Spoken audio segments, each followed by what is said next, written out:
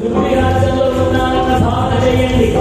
ఆ ధ్రువుడు మతగలం మీద ఎక్కి అలా వెళ్తూ ఉంటే ధ్రువుడికి జైకారం పలికేటువంటి దివ్యమైన అవకాశం మనకు కలిగింది.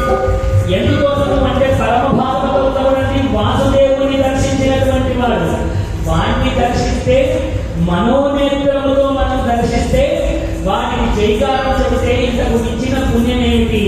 కాబట్టి జయము జయము ధ్రువ నీకు జయము జయము జయము జయము జయము జయము ధ్రువ నీకు జయము జయము జయము జయము జయము ధ్రువ నీకు ధ్రువ నీకు జయము జయము జయము జయము ధ్రువ నీకు జయము జయము ధ్రువ జయము జయము ధ్రువ నీకు జయము జయము జయము జయము జయము జయము ధ్రువ నీకు జయము జయ హో జయ హో జయము జయము ధ్రువ నీకు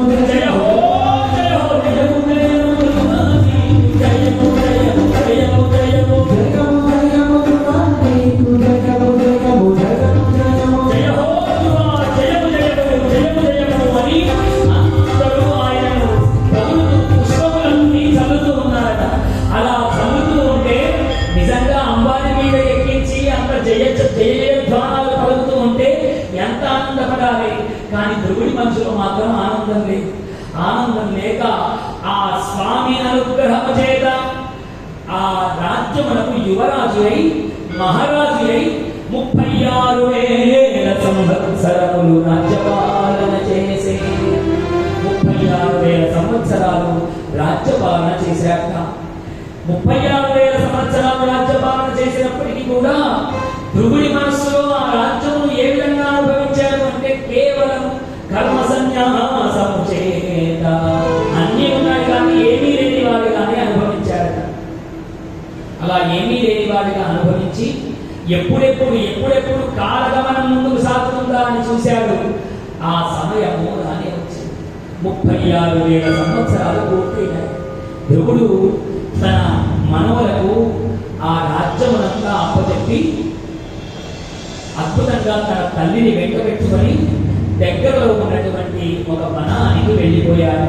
జయ గోపాలకృష్ణ భగవానికి గోపాలకృష్ణ భగవానికి గోపాలకృష్ణ భగవానికి.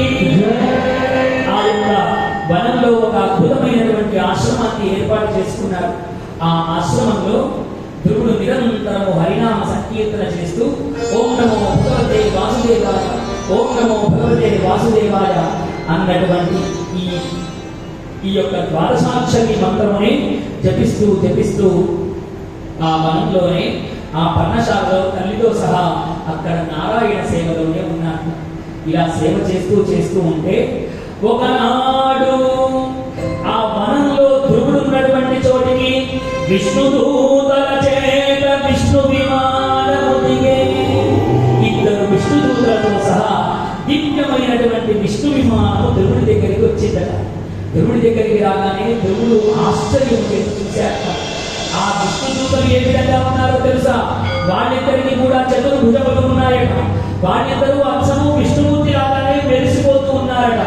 వాళ్ళిద్దరూ ఉన్నారట, ధ్రువ నీకు చేసిన 5 సంవత్సరాల పిల్లవాడిగా ఉన్నప్పుడు నీకు చేసినటువంటి దివ్యమైన భవ్యమైన ఆ తపోఫలితము చేత ఇప్పుడు నీకు శరీరము చేత నీ శరీరము ఉండగానే ఈ విష్ణు విమానంలో ఎక్కించుకొని తీసుకువెళ్ళడానికి మేము వచ్చామయ్యా ధ్రువ. కాబట్టి రావయ్యా, ఎక్కడికి తీసుకువెళ్తామో తెలుసా? ఇక్కడి నుండి నిన్ను జ్యోతిష్చక్రమునకు నక్షత్రములు సూర్యుడు చంద్రుడు అన్ని భ్రమిస్తూ ఉంటాయి. ఎవరి చుట్టూ భ్రమిస్తూ ఉంటాయో తెలుసా? నీ చుట్టే ఇవన్నీ కూడా తిరుగుతూ ఉంటాయి. కాబట్టి దానికి ధ్రువమండలం అని పేరు. ధ్రువమండలము అని పేరు. అక్కడ నీకు నిరంతరము మెరిసిపోతూ ఉంటావయ్యా ధ్రువ. నక్షత్ర రూపంలో అందరికీ దర్శనమిస్తూ ఉంటావు. ఇంతవరకు ఈ లోకంలో ఈ సృష్టిలో అలాంటి దివ్యమైనటువంటి పదవి సశరీరము చేత ఎవరికీ లభించలేదు. ఇది నారాయణుడు నీకు ఇచ్చినటువంటి దివ్యమైనటువంటి అవకాశము. రావయ్యా ధ్రువ, ఈ పుష్పక విమానము ఎక్కు, ఈ విష్ణు విమానము ఎక్కు అని ఆ యొక్క ధ్రువుణ్ణి ఆ ఇద్దరు విష్ణుదూతలు కోరారట. ఎప్పుడైతే కోరారో ధ్రువుడికి ఆనందానికి హద్దులు లేవు. చక్కగా స్నాన సంధ్యాదులన్నీ పూర్తి చేసుకున్నాడు. దైవారాధన పూర్తి చేసుకున్నాడు. విష్ణునామ సంకీర్తన చేసుకున్నాడు. ఆ విష్ణు విమానంలో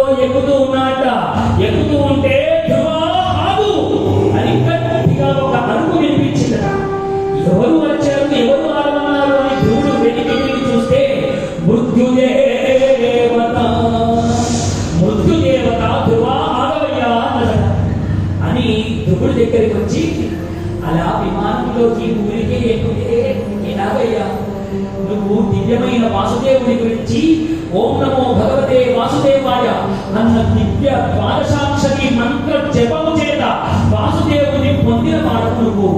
నీవు మృత్యువును జయించిన వాడవు గురువా. కాబట్టి నా తల మీద కాలు పెట్టి విష్ణు విమానం ఎక్కవయ్యా అన్న మృత్యుదేవ. అద్భుతమైన ఘట్టము ఆవిష్కృతమైంది. ఈ లోకంలో మృత్యువును జయించిన వాడు ఎవడూ లేడు. నిజానికి కలియుగంలో కానీ మానవులమై పుట్టిన మనమందరం కూడా దేనికి భయపడతామండి? అమ్మో నాకు చావు, అమ్మో మృత్యువు, మృత్యువు, మృత్యువు, మృత్యువునకే భయపడతాం.